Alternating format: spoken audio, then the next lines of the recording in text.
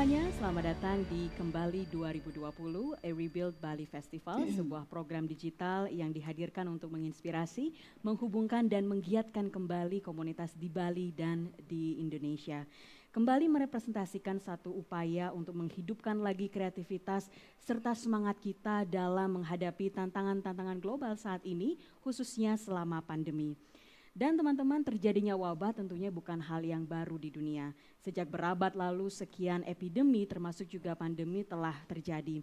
Dan memang dari epidemi termasuk juga pandemi ini menyisakan bukan hanya penemuan-penemuan sains baru, bukan hanya cara pandang baru dan kebiasaan hidup baru, tetapi juga hadir karya-karya sastra atau fiksi yang berangkat atau bersuara seputar pandemi atau epidemi.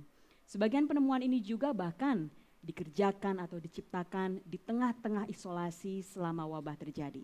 Dan hari ini dari The Westin Resort and Spa Ubud Bali kita akan ngobrol-ngobrol dengan beberapa penulis paling produktif di Pulau Bali tentang bagaimana masa-masa pandemi yang asing dan menantang ini justru menjadi inspirasi atau mungkin semangat baru bagi proses penciptaan mereka. Dan kali ini sudah ada di sebelah saya ada Mbak Oko Rusmini, ada Mbak Sonia Piscayanti dan juga Fabio. Halo. Halo. Apa kabar? Sehat-sehat? Sehat-sehat semua. Sehat-sehat. Walaupun tentu teman-teman sudah banyak yang tahu tentang profil ketiga penulis ini, tapi saya ingin kembali memperkenalkan. Oko Rusmini kita tahu adalah penyair dan novelis Indonesia yang dikenal dengan tulisannya tentang situasi yang dihadapi perempuan dalam budaya patriarki di masyarakat tradisional. Ia adalah penerima Southeast Asian Writers Award tahun 2012 dan telah berbicara di berbagai forum sastra nasional dan internasional termasuk Asian Writers Writing Program dan Winternachten Literature Festival di Belanda. Selain itu, kita juga ada penulis dan pemimpin komunitas serta penerbit asal Bali, Kade Sonia Piscayanti, yang merupakan pendiri Mahima Institute Indonesia, sebuah yayasan nirlaba yang fokus pada pendidikan, seni dan budaya. Tahun 2018 Sonia menerima beasiswa Ford Foundation untuk proyeknya 11 Ibu, 11 Panggung, 11 Kisah. Ia juga mengajar sastra Inggris di Universitas Pendidikan Ganesha di Bali. Dan di ujung kita ada Valian Budi atau yang akrab disapa Fabio. Ia adalah seorang pengarang, penulis lagu dan penulis naskah pemenang penghargaan. Dalam buku terbarunya berjudul Tukar Takdir, Fabio mengeksplorasi keniscayaan nasib dan kejadian tak terduga. Selama 5 tahun terakhir karyanya telah dipengaruhi oleh pengalamannya sebagai penderita stroke yang berhasil sembuh. Dan langsung aja untuk memulai percakapan kali ini di sesi main program, kita akan tanya-tanya dulu nih bagaimana sebenarnya pandemi mempengaruhi keseharian dari para pengarang kita, baik dalam proses menulis maupun rutinitas hari-hari. Mungkin dari Mbak Oke.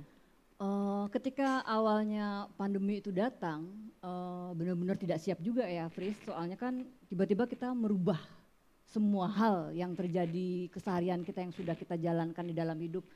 Kita sulit berkomunikasi, makin lama makin ngeri lagi, kita takut bahkan bertemu dengan saudara kandung kita takut mengunjungi orang tua kita, jadi bagi saya waktu itu semacam teror gitu, harus bersembunyi di rumah, harus berpikir, lalu mau melakukan apa gitu, kesana takut, kesini takut, itu awal-awalnya.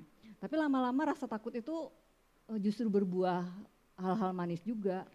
Bahkan saya juga tadi menolak untuk menggunakan Zoom selama 2 bulan gitu, ternyata tawaran ini tawaran untuk saya menolak karena saya ingin benar-benar menghayati selama 2 bulan sejak pandemi bulan Maret itu, mau berpikir mau ngapain, mau menulis apa, lalu mau melakukan apa, itu yang terjadi. Tapi akhirnya semakin lama tidak ada solusi kan ini, akhirnya kita yang harus mencari solusi itu sendiri. Dan caranya apa? Melakukan inovasi. Itu yang saya lakukan. Sebagai pengarang juga salah satunya. Iya, melakukan inovasi dalam bentuk apa? Ternyata menarik. Akhirnya saya agak membuka diri, ikut Zoom, memberi kelas daring, mau menerima seminar misalnya.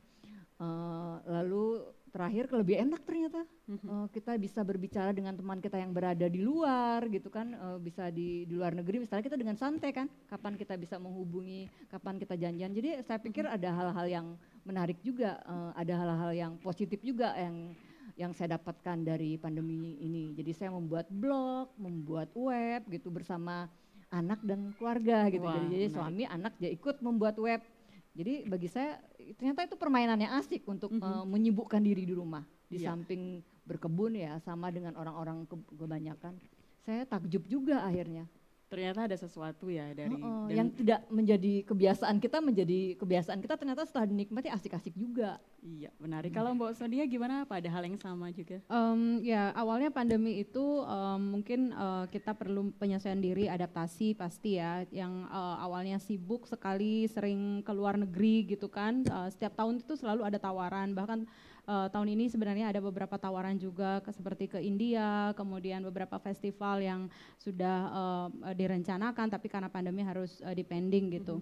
Nah, jadi awal-awal itu memang saya lebih ke fokus ke keluarga, menjaga stamina keluarga, kemudian ke kesehatan keluarga, sampai kemudian bulan April kan awal pandemi Maret ya, Maret anak-anak mulai belajar di rumah tuh kan, mulai ada changes. Awalnya mereka ke sekolah, terus sekarang tiba-tiba belajar di rumah gitu. Kemudian bulan April mulai di komunitas membuat program-program mendongeng online ya, program berbagi secara online. Jadi sudah lumayan mulai beradaptasi gitu ya. Kemudian sampailah kemudian bulan Juni gitu, belum ada tanda-tanda berakhir, terus apa yang dilakukan? Kemudian saya lanjut S3, kuliahnya online kebetulan, kemudian sekarang dengan komunitas Mahima itu mengadakan lomba baca puisi online juga. Kemudian ada proyek-proyek dengan perempuan, saya bulan Desember ini akan mempublikasikan 4 buku tentang perempuan, penulis perempuan semuanya. Jadi 1 buku tentang antologi puisi dan prosa selama pandemi, kemudian yang kedua itu adalah tadi dokumentasi 11 Ibu 11 panggung 11 kisah yang tertunda saya kompilasi, kemudian ada kumpulan cerpen 3 cerpenis Bali perempuan, kemudian yang berikutnya itu adalah Astungkara novelnya Putih kalau jadi ya. Wow, Putih juga sudah buat banget ya. novel dalam bahasa Inggris ya, bukan bahasa Indonesia atau bahasa Bali karena dia memang sudah fasih sekali di situ. Astungkara, jadi kalau 4 buku itu semua jadi itu memang akhirnya pandemi ini membuat kita sibuk sekali. Jadi tidak ada santai kalau saya itu memang anak-anak itu semua sekolah daring, terus saya juga sekolah daring. Jadi mahasiswa juga, terus dan kemudian saya dan suami juga sering mengisi kelas-kelas online gitu, jadi akhirnya kayaknya lebih sibuk ya daripada hari-hari biasa. Jadi makin kesini justru kayaknya makin sibuk nih, gitu sih Fris ya. Oke, menarik banget ya. Tapi tadi dari Mbak Oke dan juga Mbak Sonia kita tahu bahwa kata kuncinya sebenarnya antara lain berbagi dengan cara yang masing-masing, betul. lewat Zoom, menulis, dan juga rupanya keluarga punya andil masing-masing Iya, ya betul. dalam proses menulis Betul. juga. Ya, ada inovasi juga. Ada Ada inovasi inovasi, juga. betul. Di dalamnya ada menu baru bernama inovasi. Iya, kita Kita juga bisa, kalau dalam konteks saya tuh saya bisa menuntut anak saya, kamu kan nggak ngapa-ngapain tuh, kamu nulis aja, kamu kan novelnya tuh kamu tunda tuh berapa bulan itu gitu. Jadi kita ada push juga, Ada push dan juga. kita lebih kayak keterlibatan. Justru sekarang sekolahnya itu akan ancang-ancang ada tatap muka, saya sudah menolak, saya lebih senang anak saya di rumah gitu. Ada ancang-ancang, sudah akan ada ancang-ancang tatap muka, tapi saya rasa belum bisa karena masih seperti Kondisi ini. belum jelas Belum ya. jelas ya. Iya betul. Kalau Fabio sendiri gimana di tengah pandemi ini? Nah, sebenarnya secara pribadi pernah lebih parah dibanding kehidupan pandemi. Cuman kalau untuk kehidupan bermasyarakat dengan teman-teman, dengan keluarga, ini yang paling parah sih. Maksudnya sekarang bayangin aja kalau ada sahabat demam, kalau dulu kan sini deh aku kirim makanan ya, aku pijitin. Kalau sekarang makanan saya taruh di pintu ya. Ya, betul. Jadi ada banyak banget jarak di antara kita kan. Betul. Tapi ya untuk pribadi sebenarnya saya kan orangnya tuh grogian ya, kalau ketemu orang banyak itu sering gemeter takut gitu. Jadi kemarin tuh ada rasa bersyukur banyak event secara online. Terus ya rekaman kayak gini juga buat saya lebih rileks, lebih santai sebenarnya. Jadi ya gimana ya, untuk pribadi sebenarnya banyak mendapatkan kemudahan. Tapi di sisi lain juga sebagai penghasilan bulanan berkurang banget. Jadi mau nggak mau harus cari strategi untuk dapat penghasilan lebih, yaitu dengan cara bikin kelas kreatif online kayak gitu sih. Jadi ya apa ya, sekarang hidupnya sibuk berstrategi. Ya, Kalau kemarin sibuk melakukan kegiatan aktivitas bulanan yang rutin udah semacam autopilot. Kalau sekarang sibuknya cari strategi baru gimana biar bertahan. Survival ya. Iya, gimana biar kita tetap ada penghasilan juga. Iya, betul. Jadi ini memang apa ya, semacam skill yang semua orang perlu sekali sekarang, adaptasi strategi ya. Tapi kalau Fabio sendiri dalam hal menulis misalnya, bagaimana pandemi ini kemudian sangat berpengaruh gitu terhadap rencana-rencana yang dulu kemudian nggak jadi, misalnya apa terkait dengan research atau proses menulisnya terhambat kayak gitu, ada nggak? Iya, kalau untuk berbagai event tahun ini semuanya ditunda sih. Tapi di satu sisi kita jadi lebih banyak berpikir bagaimana membuat sesuatu itu lebih matang. Soalnya ada beberapa proyek di mana tuh dulu kesannya terburu-buru, kayak Oktober kita rilis ya, udah ini banget kan, tahun ini kayak target. Sekarang udah jangan terpaksain tahun ini ya, kita bikin gimana supaya lebih matang lagi idenya, biar bisa dinikmati masyarakat banyak. Jadi ya lebih terstruktur dan lebih bisa dibilang lebih terencanakan gitu. Cuman kalau saya pribadi itu ada apa ya, semakin resah, semakin banyak bahan tulisan, pandemi itu bikin resah banget. Dan saya tuh ada salah satu buku itu buku catatan resah, atau mungkin buku catatan overthinking kali ya. Jadi saya memilah-milah mana nih resah yang perlu, mana nih resah yang gak logis gitu. Apabila resah ini terjadi, apa yang harus saya lakukan. Jadi ya sebenarnya pandemi ini malah bikin banyak inspirasi sih, cuman gimana caranya mengelola inspirasi itu biar nggak jadi sampah gitu sih sekarang. Iya, betul. Soalnya kan ide banyak, sampahnya juga banyak. Sampah. Iya, betul sampah. Berarti semacam journaling gitu ya? Iya, setiap hari journaling sih. Sepertinya Mbak Oko bisa cerita nih soal journaling selama pandemi, kayak gimana Mbak? Iya, saya malah biasanya saya tidak tertarik dengan web. Saya tipe yang saya menulis begitu selesai satu buku selesai. Jadi saya nggak memikirkan lagi mau gimana, karena saya berpikir mungkin karena pikirannya emak-emak ya Fris. Jadi begitu melahirkan buku, jadi saya udah lepas aja dia seperti anak gitu loh. Saya kadang-kadang agak tidak bagi saya tidak menarik lagi untuk membicarakan buku saya yang lama-lama. Jadi ada semacam itu. Lalu lama-lama karena kondisinya seperti ini, orang ngajarin kelas daring karena tertarik membaca buku A, B yang saya buat, akhirnya saya buat web. Dalam web itu ada judulnya saya tulis Terungku. Salah satu sequel dalam web saya itu, Terungku kan di penjara kita. Tapi di situ saya akhirnya ide apa gitu. Saya ingin ide-ide besar karena saya udah banyak menulis yang ide-ide besar yang ruwet-ruwet penelitian. Saya ingin bagaimana seorang Okurus Mini memandang rumahnya. Jadi di situ saya kecil-kecil aja idenya dalam web saya yang saya kasih judul Terungku itu, misalnya ketika bunga bakung saya mekar satu. Tadinya saya nggak awas yang seperti itu, lalu itu saya tulis bakung. Saya orang yang anti memasak, nggak bisa memasak, terpaksa belajar memasak. Dari semua media sosial saya ikutin gitu, saya liatin gitu. Akhirnya saya buat di dalam Terungku itu, misalnya saya sudah merasa seperti tukang masak profesional. Jadi saya padahal kelasnya cuma bisa masak tahu isi. Jadi saya merasa ribet sekali saya buat. Lalu terakhir saya mungkin karena usia ya, jadi saya dari diri sendiri. Saya merasa bahwa tubuh saya bagaimana ya dengan pandemi, saya sudah di atas 50 tahun, jadi ada sekian tingkatan karena saya memang tertarik ya dengan yang hal yang mistis dan erotis tentang keperempuanan dan tubuh, kan itu ketertarikan saya di dalam karya saya. Di sana saya melihat, selalu saya bangun jam 3, jadi saya foto jam 3 bangun, saya tulis. Jadi seperti itu, Fris. Jadi ada semacam hal-hal yang saya pikir bisa berbagi ya, berbagi dan itu menarik gitu. Jadi nggak tahu juga, kan nanti kan bisa jadi buku juga gitu. Jadi selama pandemi ngapain aja para penulis ini. Kemudian yang terakhir, yang paling penting mungkin untuk perempuan di Indonesia. Selama ini kan perempuan nggak dianggap gitu kan. Lalu saya berpikir bagaimana mendokumentasikan perempuan. Lalu literasi perempuan itu selalu tidak dianggap. Dalam adanya pandemi ini, proyek saya, ide-ide saya yang mau mendokumentasikan karya sastra perempuan baru terrealisasi.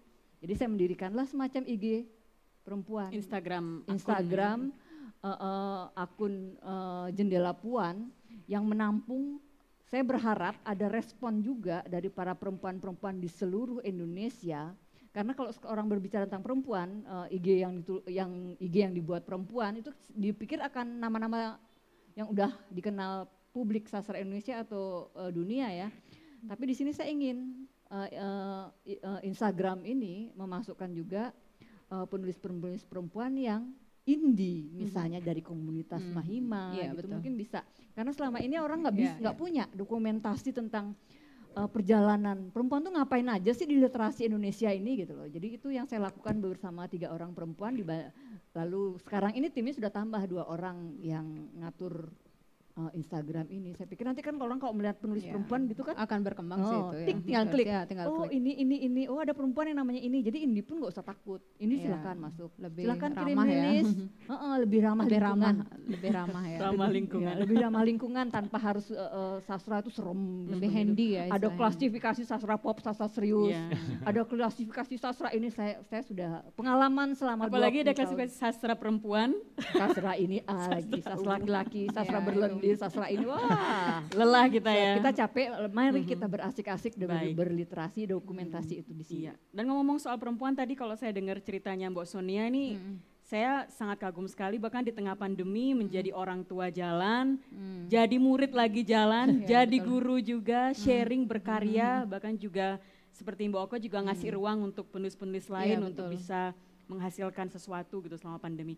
Tapi sebenarnya ada nggak sih challenge dalam proses itu Mbak Sonia dan juga selama pandemi ini ada nggak sih titik terendah gitu, kayak capek banget itu ada nggak? Atau justru menikmati, justru itu yang menjaga kewarasan yang Mbak Sonia? Iya, sebenarnya kalau saya ingin menyiasati semuanya itu dengan produktif aja ya. Kalau capek itu jangan ditanya deh ya. Saya tuh tidur habis bikin tugas itu jam 2, terus bangunnya jam 5. Itu efektifnya cuma tidur 3 jam gitu ya. Kadang saya pingin tidur tapi anak saya sudah pada bangun, kan tidak mungkin ya saya biarkan mereka terlantar gitu. Jadi kan harus dibuatkan sarapan dan apa-apa. Dan saya kan tidak ada asisten gitu kan, semua dilakukan sendiri. Nah, saya jalani itu dengan semangat bahwasanya perempuan itu memang dilahirkan dengan penuh strategi oleh Tuhan ya, dibekali dengan kekuatan yang ekstra gitu. Jadi saya memang menyulap titik terendah itu menjadi titik produktif itu aja. Dan sekarang lebih banyak mengajak perempuan lain juga untuk ikut lebih produktif. Saya sedang punya komunitas perempuan Mahima namanya. Perempuan Mahima ini juga sedang produktifnya, mereka menulis prosa, puisi, terus kemudian ada juga 9 perempuan lagi itu komunitas perempuan Bali yang punya anak baru 1 gitu. Jadi perempuan yang baru memasuki jenjang pernikahan. Ternyata mereka juga galau di masa pandemi. Itu juga saya komporin untuk membuat karya. Jadi sebenarnya dokumentasi ini semua di dalam rangka menciptakan jejak pada pemikiran perempuan. Kegalauan perempuan ibu muda itu Ibu muda. apa ya tepatnya selama pandemi? Ibu muda kalau pandemi itu kan mungkin ada masalah ekonomi pasti ya. Kalau pandemi itu kan suaminya mungkin nggak kerja, kemudian dia juga harus bersiasat dengan dirinya, ada yang melanjutkan juga pendidikan, kemudian ada yang baru merintis sekolah tapi tiba-tiba pandemi gitu kan, sekolahnya nggak jalan gitu. Sebenarnya mereka orang-orang pemikir-pemikir perempuan semua yang hebat-hebat gitu, dan ada yang dokter, terus ada yang konsultan hukum, analis. Jadi saya kumpulin dari berbagai background gitu, yang mereka semua struggling tapi mereka kayak menemukan cara gitu. Salah satunya ada Kadek Ridhoi, mungkin tahu ya. Kemudian ada Sutaningrat Puspadewi. Itu semua masih baru memasuki jenjang pernikahan, tapi mereka struggling a lot and they think a lot and they can produce as well gitu. Jadi menurut saya sekarang sastra tidak hanya sastra karya sastra saja ya, tapi juga karya yang lebih ramah pada perempuan. Misalnya kalau mereka mau menuliskan jejaknya dalam bentuk memoir, why not gitu. Jadi memoir yang mereka tulis selama pandemi itu nggak apa-apa. Seperti saya juga, saya nulis dongeng kayu kan. Dongeng ini juga saya pikir salah satu cara bagi saya untuk menyiasati pandemi. Selama di rumah itu saya dan Kayu itu sering bercakap-cakap, baru bangun itu Kayu ngobrol apa, mimpi apa, saya rekam gitu. Kamu mimpi apa gitu, mimpinya aneh-aneh gitu, saya rekam, saya catat. Itu bagian dari journaling juga yang saya kumpulkan dalam dongeng. Sudah terbit 1 dan akan terbit lagi Mimpi-mimpi Ajaib Kayu itu, next. Jadi gitu. Banyak pasti banget saya salut banget sih karena kita masih tetap saling jaga satu sama lain, Betul. saling dukung gitu ya di Iya. tengah situasi yang nggak mudah ini. Iya. Kalau Fabio sendiri bicara mengenai produktivitas selama pandemi, apakah Fabio tipikal orang yang harus produktif setiap hari supaya kita tetap tetap sadar, tetap waras gitu, atau justru aku nggak mau memaksa diriku produktif terus-terusan, aku juga butuh relax gitu. Sejujurnya memaksakan diri agar tidak terlalu produktif, soalnya kadang-kadang kalau nggak direm tuh bisa nulis terus-terusan di kamar, sampai akhirnya pas malam, udah malam lagi ya, belum makan, belum happy, maksudnya kadang-kadang kita terlalu tenggelam dengan tulisan kita yang kadang-kadang mungkin depresif dalam era pandemi ini. Jadi kadang-kadang saya ada jadwal tuh, misalnya Selasa, Kamis, Sabtu ke pantai yuk, ke hutan yuk, ke kebun orang yuk gitu, kita colong-colong sayur. Iya, recharge ya. Iya betul, Tapi dia itu penting sih. harus ada jeda buat Iya. mengambil jarak dengan berkreasi juga sih. Iya, betul. Karena itu, maksudnya idenya berantakan tapi kadang-kadang eksekusinya juga mengkhawatirkan. Jadi perlu menjaga jarak juga sih. Perlu jaga jarak. Menikmati sebagai manusia juga. Perlu sehat juga terutama ya. Betul, kita betul. Jaga Jangan kesehatan terlalu mental, betul. push ourselves too much ya. Iya. Nah kalau Mbak Oko sendiri sebelum pandemi kita sempat ngobrol juga dulu tentang rencana membuat buku, kemudian juga ada riset-riset lontar segala macam. Itu gimana Mbak? Apakah pandemi ini menghambat atau justru ngasih banyak waktu luang atau gimana? Saya kebetulan beruntung ya, kalau persoalan yang paling banyak dialami oleh perempuan-perempuan penulis ini, terutama penulis muda yang punya anak kayak Sonia misalnya, kan anaknya masih ya perlulah Iya, kita perlu ya. online belajarnya, lalu belum lagi PR dari guru yang numpuk Iya, gitu, benar-benar buat migrain sudah gitu. Saya kebetulan anaknya sudah mahasiswa gitu, jadi lebih rileks. Saya juga ngalami periode, tapi kan waktu sebelum pandemi. Jadi saya berpikir apalagi yang harus dikerjakan. Jadi saya sepertinya sekarang tipe yang nyari-nyari aja apalagi idenya gitu. Udah santai gitu ya. Sudah santai karena anak sudah mandiri. Jadi kita di dalam keluarga punya ruang sendiri untuk ini ruang kerja sendiri. Ada yang di pojok sana, pojok sini. Jadi bertiga kita di rumah itu. Jadi saya mengerjakannya proyek-proyek itu tetap lebih rileks ya. Karena saya tipe yang nggak bisa mengatur jadwal, misalnya kayak Feby kan, Feby punya jadwal. Kalau saya nggak, saya asik-asik aja. Tiba-tiba lagi menulis satu alinea, tiba-tiba pengen ngapain gitu, anggreknya kayak jatuh deh di belakang gitu loh. Saya sibuk deh dengan anggrek gitu. Saya sibuk tiba-tiba buka, bosen dengan nulis, masak. Tiba-tiba kepikir masakan apa kan gitu. Jadi saya buka deh gitu. Terakhir ini saya mencoba untuk berdiskusi tentang lontar-lontar ya, proyek yang saya tertarik mempelajari lontar karena selama ini kalau kita bicara lontar tuh kok yang nerjemahin selalu bule gitu loh. Saya bukan anti dengan orang asing ya, saya senang orang asing yang menuliskannya gitu. Tapi saya ingin kenapa sih kita punya fakultas ilmu budaya, kemana gitu loh. Jadi saya berpikir alangkah baiknya itu diterjemahkan tidak hanya dalam teks lontar itu ke dalam bentuk Latin aja, tapi dalam bahasa Bali dan bahasa Jawa kuno kan susah. Kenapa nggak diterjemahkan ke dalam bahasa Indonesia sehingga muncul kayak Serat Centini. Yang terakhir yang menarik, ketika Sumana Santaka, lontar itu buku babon kalau kita perhatikan itu abad 13 ternyata. Sudah ditulis oleh seorang pujangga, ternyata itu menarik sekali isinya, puisi itu dengan tebal sekali itu puisinya. Itu menarik, Pris. Jadi saya berpikir, kayaknya sudah ada. Makanya karena waktu itu saya melakukan eksperimen dari Sumana Santaka, ternyata lahirlah Saiban. Saiban itu kan 0,1% dari Sumana Santaka, kitab babonnya filolog lah, orang-orang ahli filologi yang mempelajari sastra Jawa kuno dan sastra Bali kuno gitu kan. Lalu terakhir saya kemarin mencoba eksperimen untuk membuat dari kidung sakral di pura-pura itu. Saya dengarkan, lalu akhirnya jadilah Jerum. Tapi Jerum ini sebetulnya naskah yang sudah lama, tapi saya garap ulang. Saya berharap bahwa dengan memindahkan bentuk ya, dalam bentuk kidung, nyanyian itu ke dalam bentuk novel, jadi suatu hal permainan yang baru juga dan menantang. Karena melibatkan banyak orang, misalnya anak-anak di Fakultas Ilmu Budaya yang kadang-kadang kan orang merasa masuk Fakultas Sastra Bali, Sastra Jawa kuno kayaknya nggak ini deh, nggak oke. Atau kadang-kadang mereka jadi inferior tapi akhirnya jadi eksklusif gitu, hanya mereka sendiri yang tahu gitu. Kita masuk susah gitu. Kalau kita nggak masuk, kita pengen tahu juga gimana kan. Dengan saya berpikir mencoba menetralisir hal-hal yang luar biasa mistis yang ada di Nusantara ini, apalagi di tengah kondisi politik seperti ini ya. Saya pikir kita harus membaca kembali teks-teks lama. Gila, orang-orang zaman dulu tuh penulis-penulis itu lebih hebat dari kita gitu loh.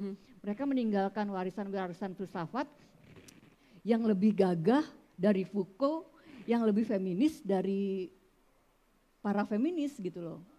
Jadi menarik bagi saya. Jadi saya kesana lagi mencoba mendekati. Tapi memang agak susah sih karena kan kita sulit ya bahasa Jawa kuno, bahasanya itu. Kita mendapatkan pemikiran Yulia Kristeva loh di sana. Wah, Perempuan. Kita mendapat Foucault di sana kalau kita baca dengan detail. Kalau kita mau belajar filsafat Barat yang lebih serius. Ini berarti untuk proyek novel atau saya membaca aja dulu. ya? Saya membaca aja dan mendokumenkannya. Ini kayak udah terbit sih novelnya Jerum ini dari Kidung itu. Bayangin nyanyian itu yang sudah orang kita nggak ngerti, kita dengerin aja nggak ngerti gitu loh. Ternyata begitu diterjemahkan erotis dan mistis. Wah, jadi di situ bisa kita lihat Yulia Kristeva teorinya ada di situ gitu, yang nggak terdeteksi kan. Kita kalau berbaca teori filsafat Barat, ini filsafat Barat keren. Ternyata kita punya tahun berabad-abad lalu kita meninggalkan jejak yang kontekstual dengan kondisi masyarakat modern ini. Bahkan pandemi ada loh. Ada juga ya, bagaimana menghadapi wabah ya. Wabah pada menarik itu, sayangnya memang tidak dalam bahasa Indonesia, tapi kalau ada yang agak serius itu menggarap itu luar biasa, dibenturkan dengan kondisi masyarakat modern. Iya betul sekali. Nah kalau Mbak Sonia sendiri misalnya dalam proses penggarapan proyek terkait pandemi, ada nggak sih referensi-referensi bacaan yang bisa dibagi mungkin kepada teman-teman? Apakah juga antara lain misalnya membaca karya-karya penulis zaman dulu yang nulis tentang wabah juga misalnya? Ya, saya sebetulnya kalau sekarang saya tertarik pada filsafat ya, karena mata kuliah saya juga philosophy of language itu ada hubungannya dengan sastra ya. Saya lagi tertarik dengan Wittgenstein, kemudian ada Russell, kemudian Lacan, sedang sangat tertarik pada fenomena bahasa. Kembali sebenarnya kita tuh kan sudah berkecimpung dalam dunia bahasa itu sudah sejak lama, tetapi kan kembali menelusuri mengapa timbul bahasa dan mengapa makna tercipta dari berbagai ide yang sangat beragam. Dan itu ngulik-ngulik itu aja sekarang saya banyak saya baca karya filsafat justru sekarang. Tapi kalau berhubungan dengan karya perempuan, saya rasa saya justru tidak ingin membebani para perempuan yang baru masuk ke jenjang penulis ini dengan filsafat yang terlalu tinggi-tinggi gitu ya. I want them to be as they are because they have their own background. Karena sempat saya di grup, kita punya grup kan, saya baca ini, jadi mereka keder gitu loh. Dia bilang sampai gini, Mbak Sonia maaf. Jadi kayaknya ini saya sebenarnya ingin memotivasi bahwa saat ini kan gerakan perempuan itu sedang sangat marak banget ya. Jadi saya kebetulan karena kemarin ikut Ford Foundation itu gerakan perempuan di Indonesia khususnya itu lagi marak-maraknya gitu. Terus saya kasih contoh bahwa di luar dari Bali itu terjadi ini gitu, dan kebetulan saya juga kemarin itu sempat ke berbagai negara ya, sempat ke Nepal, ke India, ke Makau, jalan-jalan gitu, melihat juga di situ ada problem-problem perempuan. Nah, ketika itu saya florkan ke WhatsApp, mereka seperti overwhelmed gitu, wow gitu. Tapi alih-alih membuat itu menjadi beban bagi mereka, saya bilang itu santai aja. That's what happening outside. Tapi apa yang terjadi di dalam dirimu kamu yang tahu. Jadi mulailah dengan apa yang kamu tahu deh gitu. Jadi tetap saya berikan perspektif-perspektif supaya mereka seperti tadi ada Julia Kristeva itu bagi kita kan mungkin biasa ya, tapi bagi orang lain belum tentu. Apalagi kalau nanti saya bicara tentang Wittgenstein, Russell gitu kan belum tentu.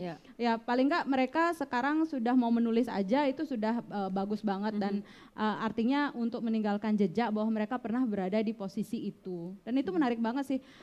Di dalamnya itu ternyata setelah saya kumpulkan ada isu-isu misalnya begini, kan ada salah satu penulis yang saudaranya perempuan semua, terus kebetulan nikah semua perempuannya, sekarang nggak ada siapa-siapa lagi di keluarga. Nah kayak gitu, itu kan sebenarnya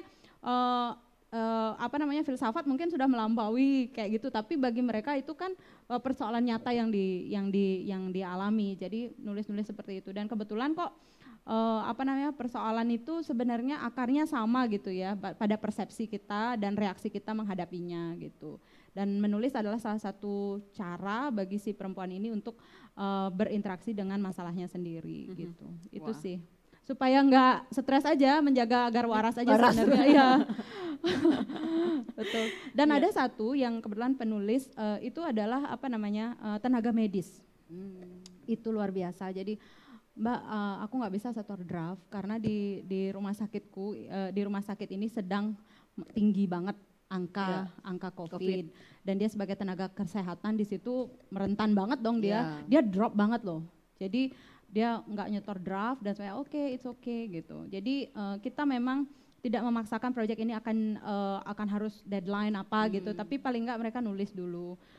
Itu tenaga kesehatan itu yang paling menurut saya, aduh gitu, ada temannya meninggal kayak gitu, kan dia drop juga dong. Dia orang setiap hari kerja, terus tiba-tiba temannya meninggal. Atau ada pasien yang masih kecil gitu, yang dia gini terus tiba-tiba besoknya udah nggak ada di situ, berarti kan udah kayak gitu. Hal-hal yang seperti itu menurut saya sangat membuat kita merintih juga gitu. Dan grup itu kayak menjadi media dengar bagi kita semua. Saling berbagi, mungkin juga saling menyembuhkan juga ya. Iya benar. Dengan menulis, dengan berempati juga dengan yang lain. Menarik sekali proyeknya Mbak Sonia. Nah kalau Fabio misalnya bicara soal referensi, kira-kira Fabio selama pandemi ini dalam berkreasi maupun dalam menikmati setiap hari gitu, selama kita di situasi 2020 ini, kira-kira apa buku atau film atau TV series atau mungkin kelas online yang kamu sengaja ikuti gitu, yang mungkin juga itu berpengaruh ke proses kreatifmu, mungkin bisa dibagi ke kawan-kawan? Saya suka baca artikel lama, kasus-kasus tentang wabah juga, sejarah, tapi saya lupa nama dokternya ya. Ini kalau googling mungkin kelamaan ya. Jadi di Eropa itu ada masa di mana bayi-bayi yang dilahirkan itu sering meninggal berikut ibunya. Dokter ini menyelidiki apa sebabnya. Ternyata memang saat itu belum ada kebiasaan cuci tangan. Jadi ketika membantu persalinan tangan mereka kotor.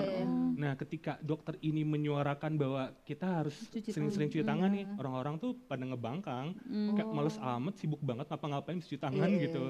Tapi ya karena orang-orangnya pada bandel nggak mau cuci tangan, angka kematian bayi itu makin tinggi. Akhirnya aku tuh jadi berpikir zaman tuh semakin canggih, tapi karakter manusia tuh berulang ya. Kita kadang-kadang melakukan kesalahan yang sama. Kita hanya kebebalan itu kadang masih ada ya. Termasuk saya, maksudnya percaya kalau melihat sendiri, percaya kalau mengalami sendiri. Iya betul. Ini bukan non pandemi sih, tapi itu kebebalan saya ya. Ayah saya kan, almarhum ayah saya kan stroke tuh. Golongan darah kita sama. Dokter tuh udah ngasih wanti-wanti dari awal. Kamu golongan darahnya sama loh. Dan kamu tuh dapat warisan genetik, kamu sangat rentan stroke. Nggak mungkin dok, masih lama kok ngerokok, kopi. Golongan darah apa? Golongan darah A, ayah A juga, jadi sama-sama. Dokter tuh udah ngasih warning, tapi saya tuh bandel karena ya lagi happy lah, lagi ngerokok, ngebir apa gitu tuh. Kena, bener juga ya dok ya, ternyata omongan dokter tuh bener tapi terlambat gitu. Jadi maksudnya dengan berbagai teknologi tinggi, termasuk saya tuh masih bebal juga.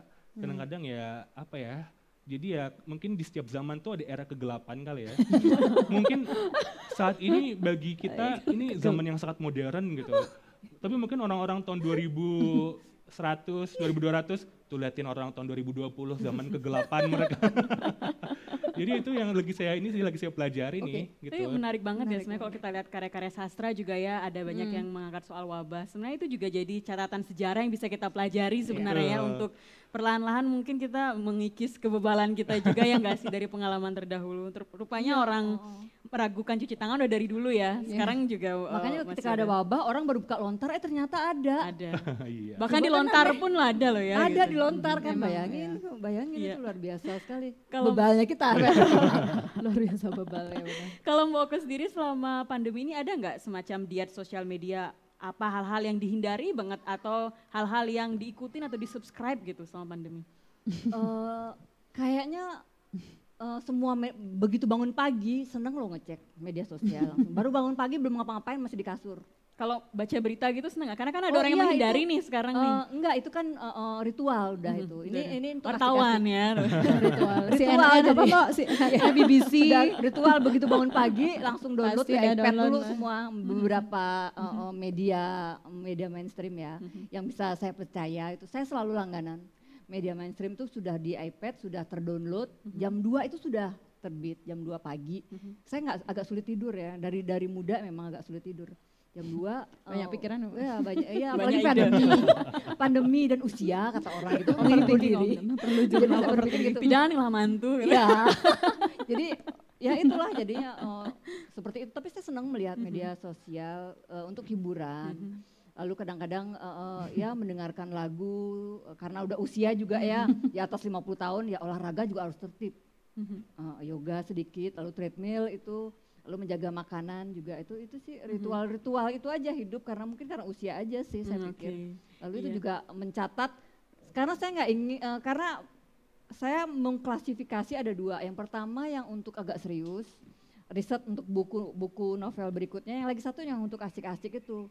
Kewarasan kan tetap harus dijaga karena depresi banget kita di rumah satu kotak begitu. Jadi kita nggak tahu mau ngapain tapi dengan menulis gitu kan agak ada terapi ya. Lihat bunga satu di konsep-konsepin lah itu bunga aja sih. Jadi saya gitu bunga bakung biasa dilihat biasa aja, sekarang kok jadi berubah gitu loh. Misalnya masak gitu kayaknya nyebelin tiba-tiba dinikmati berada di penggorengan sambil memikirkan teori feminisme kan asik juga gitu. Jadi ya seperti dibuat asik, dibuat karikatural tapi saya berpikir bukan dari sana aja ya. Buku saya Mencoblong sudah menawarkan hal-hal yang kecil yang Sonia itu ya. Jadi kita nggak usah berpikir tinggi, kita nggak usah baca semua buku Foucault, semua buku menelusuri apa saja pemikiran terbaru Yulia Kristeva untuk feminis yang terbaru, nggak usah. Orang saya di Mencoblong, saya nganterin anak kumon aja bisa saya tulis. Nganterin kumon bagaimana ibu-ibu pengen sekali anaknya cepat naik tingkatnya supaya bisa digosipin ke ibu-ibu yang lain. Oh, tingkat anak saya udah tingkat ini loh. Jadi bangga kalau anaknya. Karena kumon kan sistemnya enggak konvensional. Jadi semakin anak itu pinter cepat selesai kumon. Jadi hal-hal kecil lalu saya nyetir di mobil misalnya sebel banget ketika ada ibu-ibu yang tiba-tiba lampu merah dia di belakang tetap maju naik motor tabraklah kena bumper saya. Jadi saya berpikir saya ingin menyuarakan kepada para perempuan-perempuan yang Sonia ini Mencoblong sudah menawarkan pikiran-pikiran yang sangat buku saya Mencoblong ya itu sudah menawarkan pemikiran yang sangat sederhana yang kesibukan mungkin kita sering abaikan yang belum nikah kan bisa juga misalnya menuliskan gaya Mencoblong pemikiran itu tapi saya kemarin coba membuat di web yang sehari-hari di rumah bunga mekar ya kelihatan mungkin bagi orang nggak intelek sih gitu kalau orang lihat kadang-kadang orang berpikir gini oh kok gini tulisannya Okrusmini tapi saya kan ingin asik-asik juga gitu loh. Mencoblong sudah mencoba mengkoreksi apa yang saya buat karena orang kalau baca buku saya ini feminis yang begini ini tubuh perempuan ini begini teorinya banyak gitu loh padahal aslinya orangnya nggak seperti itu kan Fris tahu ya jadi saya ingin menawarkan itu perempuan bisa kok nulis pengen jadi Okrusmini juga bisa untuk nulis di Terungku kok lucu bunga bakung mekar masak tahu isinya udah bangga kayak udah ahli masak internasional misalnya seperti itu kan lucu gitu tapi kalau dibaca lagi saya pikir ada filsafat ada hal-hal yang bisa kita ajak berbagi mungkin boleh dibagi alamat websitenya tadi Terungku iya nanti mungkin bisa dilihat di biodatanya yang ditulis di webnya Ubud Writers ya oke. Kalau Mbak Sonia sendiri di tengah banyaknya informasi selama pandemi ini ya kita semakin sering pegang gadget juga ada nggak yang dibatasi yang sengaja dihindari gitu? Ada. Saya kan kalau hidup saya tuh alirannya positivisme. Semua dalam hidup saya itu positivisme. Saya memang avoid kadang negativity yang berlebihan karena saya tipikal orang yang emosi saya tuh kadang bisa tidak terkontrol kalau ngelihat sesuatu yang menurut saya itu tidak sesuai kepatutan gitu.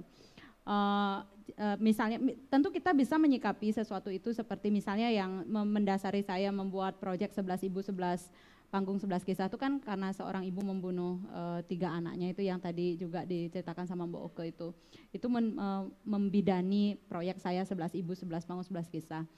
Tapi itu hanya sebagian kecil sebenarnya yang dari sekian negativity yang saya coba kontrol gitu. Kalau itu kan produktif. Tapi ada yang misalnya nih ya, kemarin kan ada seorang anak yang harus meninggal karena menghadapi ibunya yang diperkosa. Itu kan saya nggak kuat banget ya. Di Aceh. Itu kayak ngeri banget gitu. Iya, sangat saya terpaksa harus membatasi diri saya, harus ngerem ya. Kan kadang kalau keingintahuan kita tuh limitless ya. Jadi unlimited kita tapi saya stop gitu. I have to stop there dan saya harus mengalihkan ke produktivitas yang lain karena saya juga punya limit gitu, limit emosi. Saya harus menyadari bahwa di satu sisi itu saya tidak mungkin terlalu jauh ke situ gitu. Nah itu jadi Friska, to be honest, saya harus memilah informasi bagi yang mana yang bagi saya bisa saya buat produktif dan mana yang tidak. Tapi buat saya yang itu yang ibunya diperkosa itu yang kemudian dia itu bagi saya belum bisa sih saya gitu, kayak gitu. Mungkin jadi memang ada yang harus dibatasi. Direm ya. Karena saya memang positivisme saya orangnya, aliran termasuk di riset, eksperimen itu kan saya tuh tipikal orang yang mendukung teori. Saya kritis tapi pada prinsipnya saya adalah tipikal orang yang secara empiris positivisme gitu. Jadi kalau negativity, kalau hasil ujung akhirnya itu produktif akan saya lakukan, tapi kalau hasil ujungnya itu adalah negatif, saya tidak akan lakukan. Termasuk marah loh. Saya tipe orang yang kalau marah itu tidak akan pernah sekalipun melempar barang. It's not my type. Nah jadi pokoknya saya nggak mau rugi orangnya gitu. Pokoknya itu dah, pokoknya mama kantong juga harus positif ya. Iya benar pokoknya gitu. Kalau misalnya ada mama yang, kalau saya tuh aneh, kalau misalnya saya sedih tuh saya bawa ke sikat kamar mandi itu pasti bersih banget, lebih kusuk. Iya, jadi bersih banget jadinya gitu. Begitu kayak misalnya saya pernah ada saudara yang dekat dengan saya tuh meninggal. Jadi saya buatkan puisi, ntar mungkin saya bacakan.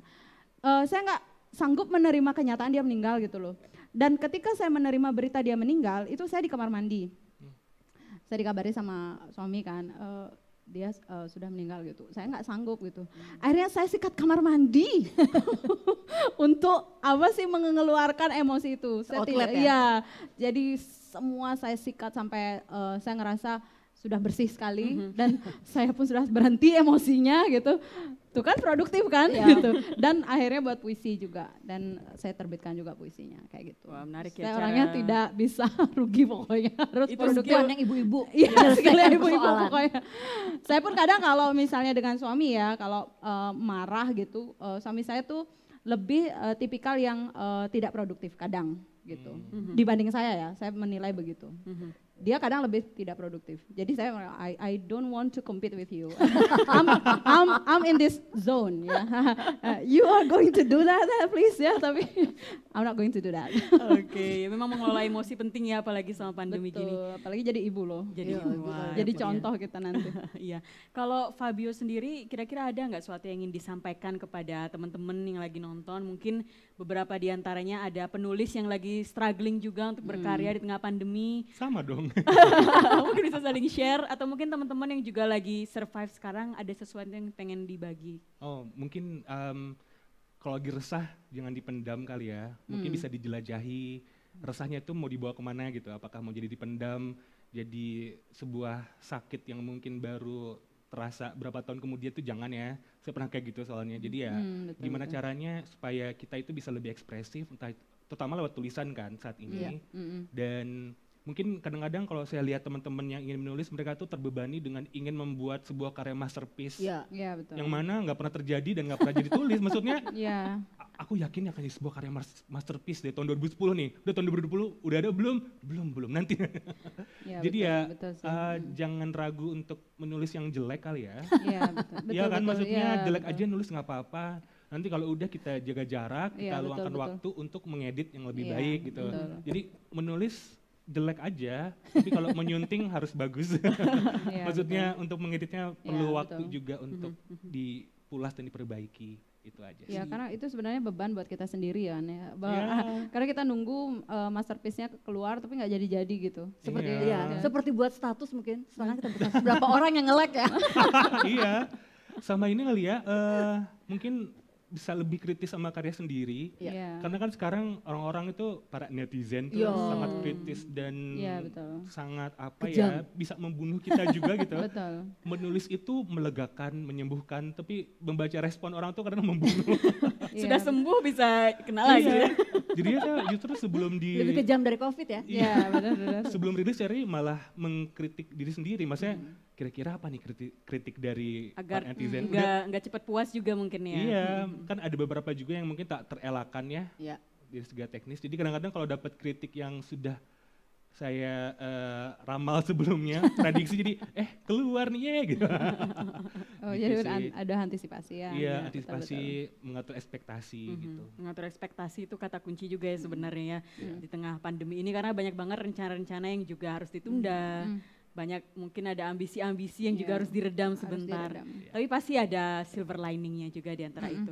Nah, Mbak Oke sama Mbak Sonia, saya ada satu pertanyaan yang sama. Kira-kira menurut Mbak Oke dan Mbak Sonia, bagaimana atau apa yang bisa ditawarkan fiksi maupun sastra kepada masyarakat di tengah pandemi sekarang, ancaman resesi juga, Iya, betul. dan masa depan yang penuh ketidakpastian dari Mbak Oke?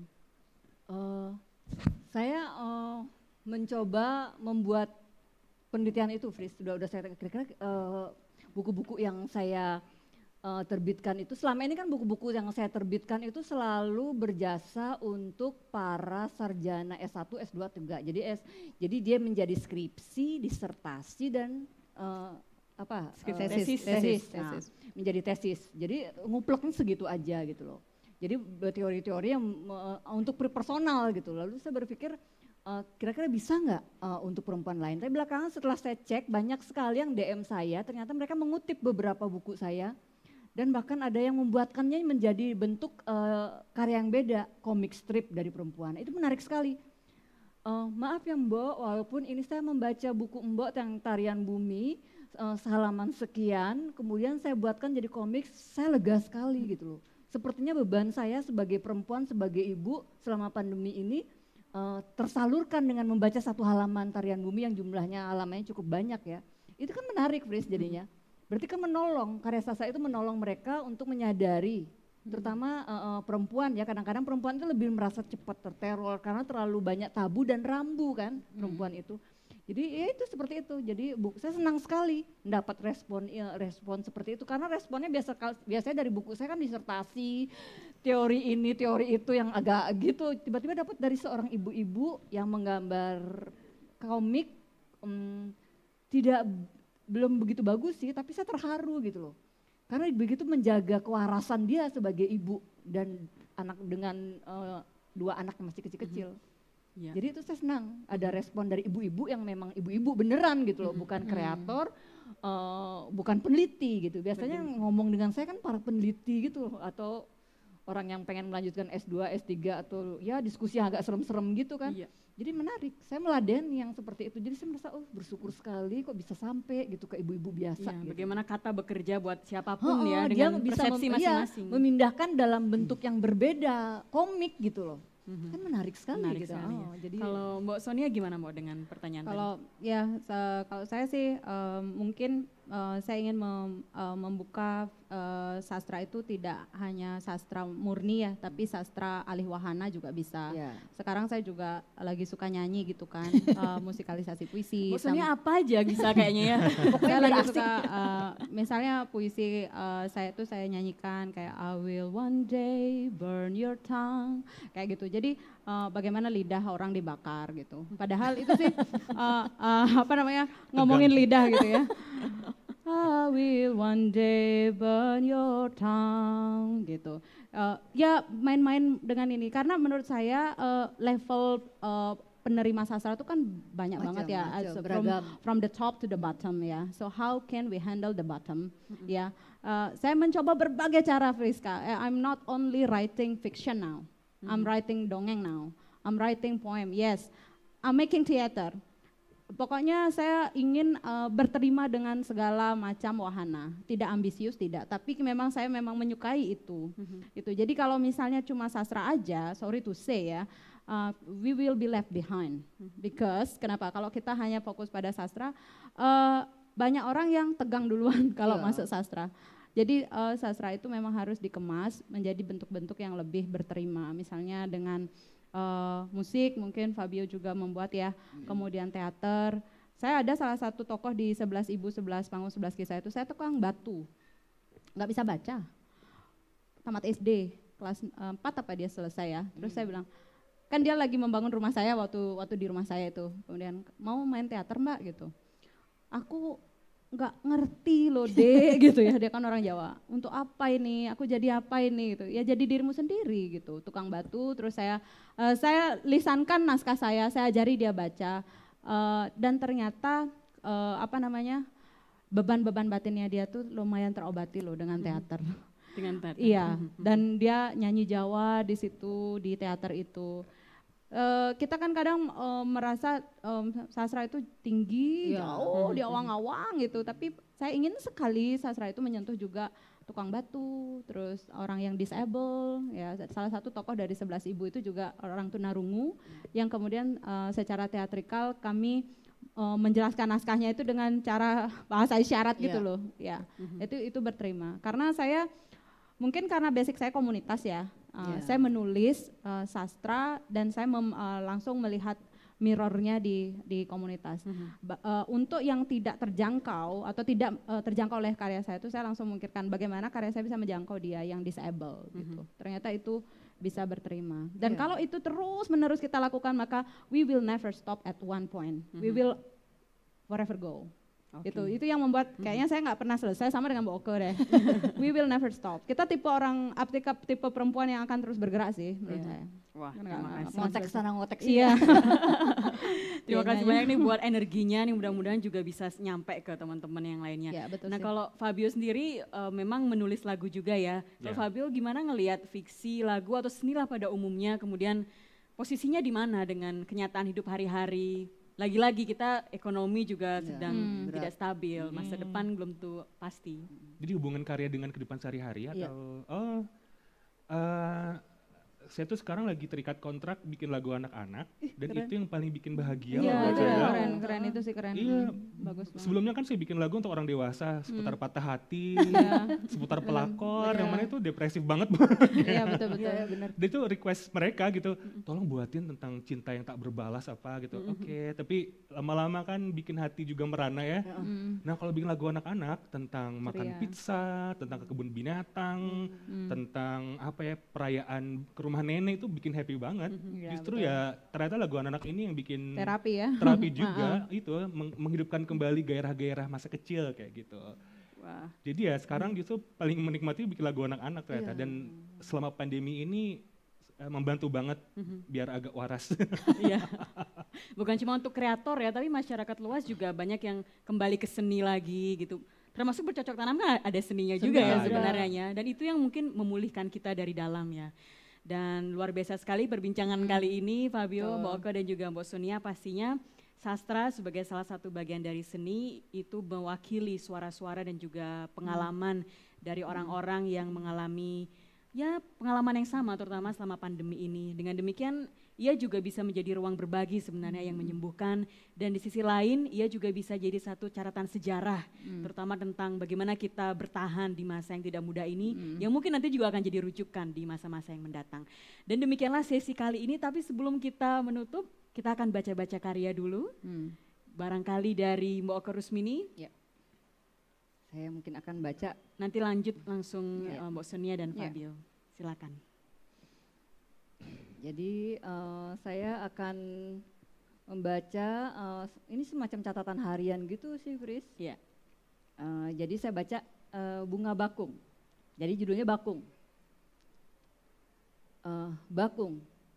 Aku memiliki masa kanak-kanak yang dikelilingi bunga beragam warna. Banyak sekali bunga-bunga yang tidak biasa dan mungkin aneh tumbuh di rumah masa kecilku. Jika anak-anak perempuan biasanya menyukai bunga mawar, melati, dan beberapa bunga yang populis, aku justru menyukai bunga-bunga yang aneh. Bunga yang menimbulkan pemikiran ulang dan bisa menjadi sebuah cerita. Salah satu bunga itu adalah bakung. Aku menyukai bunga satu ini. Bagiku bunga ini sangat seksi. Dan tubuh asalnya agak buruk rupa. Kadang dia muncul di tanah, menyerupai bongkahan batu, berwarna kehitaman, tetapi memiliki batang yang lemah. Sejak kecil, aku menyukai bunga itu. Kadang, aku merasa bunga itu seperti cermin diriku. Anak perempuan kecil yang lemah. Tuniang, nenekku, ibu dari ayahku, yang memperkenalkan bunga itu. Suatu hari, aku hampir saja mencabut sebuah umbi yang memiliki tangkai. Anehnya, tangkai itu seperti kuncup bunga. Kata Tuniang, itu namanya bunga bakung. Dan bengkung, nakal, bandel seperti aku, kata nenekku gitu. Ternyata benar, kadang tanpa daun, pohon bunga itu berbunga dengan ganasnya. Aku menyukai warna-warnanya, tetapi favoritku adalah warna darah. Aku bisa betah berlama-lama memandangnya. Dari bunga bakung inilah akhirnya cintaku pada bunga-bunga liar tumbuh subur di sulur-sulur otakku. Salah satunya bunga favoritku adalah bunga kecombrang. Sumber inspirasiku menulis novel terpurung. Apa bunga favoritmu? Wah. Boleh tepuk tangan. Boleh. Karena penontonnya kita juga. Bunga kecombrang membuatku lapar loh. Iya, Buat enak sambal sekali nikmat sambal. Iya, bunga kecombrang. Oke, Mbak Siap Sonia ya. silakan berikutnya. Oke, saya baca satu puisi ya. Puisi bahasa Inggris judulnya No Turning Back. No turning back. If freedom were free, I would write freely. I would write a poem about a Balinese woman, a woman who knows prison better than prisoners, a woman who hangs herself and fails, a woman who cries every day and stays strong, a woman who gets blamed and remains calm, a woman who raises a family and dishes out black magic, a woman who does everything and gets nothing. If freedom were free, I would shut them up. I would write so much more than just a poem. I would write a history of our tears and anger. I would write a story of our lives. I would write my own destiny. If freedom were free, I would burn all the disaster. I would burn the habits. I would burn all the bullshits. If only freedom were free, I would rise and speak before God. We're not free. We're not free. Free us, we're not free. If only freedom were free, I will not be here. Yeah. Luar Itu biasa. ceritanya. Silakan Fabio. Ini kalau kepanjangan tolong lempar bantal aja kalau cukup ya. Kalau ini cuplikan dari draft novel yang rencananya mungkin tahun depan kalau tidak ada halangan. Jadi ini sebenarnya terusan dari salah satu cerpen di Tukar Takdir, yang mana baru saya edit barusan, sebentar ya. Bentar. Oke.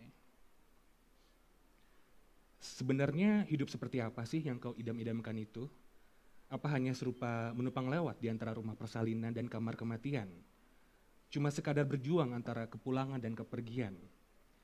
Bila ingin melihat sekilas rupa kehidupan, jika rumah sakit terlalu mengkhawatirkan bagimu, kunjungilah bandara. Saksikan segala rupa pertemuan, perpisahan, bahkan perasingan. Di antara hiruk-pikuk semilir berbagai aroma tubuh alami dan pewangi buatan, mengiringi aneka derap langkah riang berwajah gembira yang sedang merayakan pertemuan, dan juga yang berwajah duka untuk menemui perpisahan, ada satu orang yang sedang bimbang, bertekad mencari pulang di ruang keberangkatan. Dion Sobarna. Saat ini kau bisa panggil dia Dion, tapi lain waktu kau bisa memanggilnya Barn. Kau akan tahu sebabnya nanti. Rupanya hati Dion lebih berat dari langkah gontainya. Pikirannya sibuk membayangkan sesuatu yang begitu ia takutkan, namun sedang terjadi. Mantan kekasih yang masih ia harapkan menikah dengan si pacar baru. Perasaan Dion hancur lebur sudah berlangsung selama 6 bulan 2 minggu. Sampai-sampai si bos memecatnya karena kerjaan kian tak becus. Bahkan sang ayah pun mengusir Dion dari rumah karena menurutnya sebagai lelaki sudah memalukan keluarga. Sudahlah tak berpenghasilan, kerjaannya hanya merenungi nasib akibat kekalahan asmara. Sesungguhnya usiran itu cuma gertakan, tapi memancing Dion untuk bertekad hengkang. Yang paling membuat Dion tersiksa adalah perkiraan kelirunya. Dia tidak pernah mengira si pacar baru mantan kekasihnya akan seserius itu. Andai saja Dion sudah menaruh curiga sejak menemukan patung kepala serta wajah kekasihnya di sudut kamar. Ia terlalu percaya kalau patung itu cuma oleh-oleh dari teman kok. Patung wajah itu lama-lama mulai memenuhi kamar kekasihnya, dari meja rias, samping ranjang, sampai kamar mandi. Oleh-oleh macam apa bisa datang setiap minggu? Itu sih semacam langganan benih asmara. Ternyata si kekasih bermain gila dengan seorang pematung plus tukang tikung. Segitu dulu aja kali ya. Tukang tikung. Mengajak imajinasi kita. Iya, benar. Terima kasih banyak untuk pembacaan karyanya dan Sama-sama. teman-teman dengan demikian berakhirlah sesi kali ini dan pastinya kembali 2020 dapat terwujud berkat dukungan dari Yayasan Mudraswari Saraswati sebagai patron program dan juga termasuk para donatur yang untuk itu terima kasih kami sampaikan dan pastinya kawan-kawan ikuti terus Ubud Writer Fest di Instagram, Twitter dan Facebook atau kunjungi ubudwritersfestival.com untuk mendapatkan informasi lebih lanjut mengenai acara dan patron program. Akhirnya saya Friska Aswarini dan sampai jumpa, sehat selalu. Bye.